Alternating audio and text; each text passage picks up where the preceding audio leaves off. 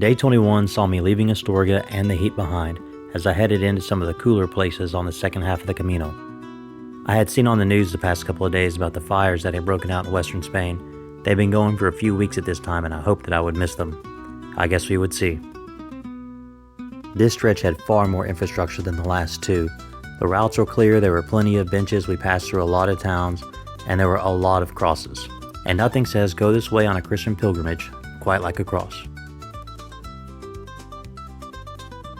Even though it was the heat of August, the skies were overcast in the morning, which means we weren't attacked by the oppressive heat starting out. It really made for a nice, pleasant day, at least until later on.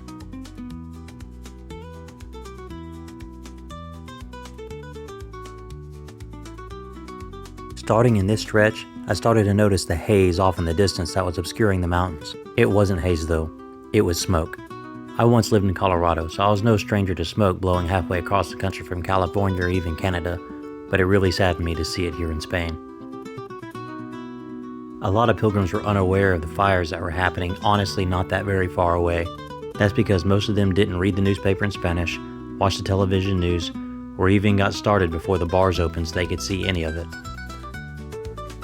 So, gotta take lessons from people who at least appear to be smarter than you are, and Christian, who I've ran into many times. I had lunch with him the first night, or dinner with him the first night.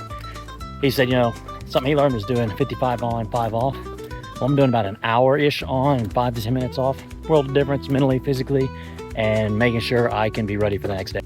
Christian's advice was paying off, and I wasn't hurting anywhere near as badly as I had the first couple of days of the trek.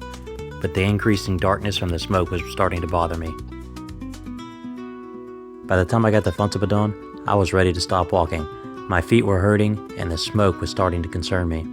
Hopefully, I wouldn't have to evacuate.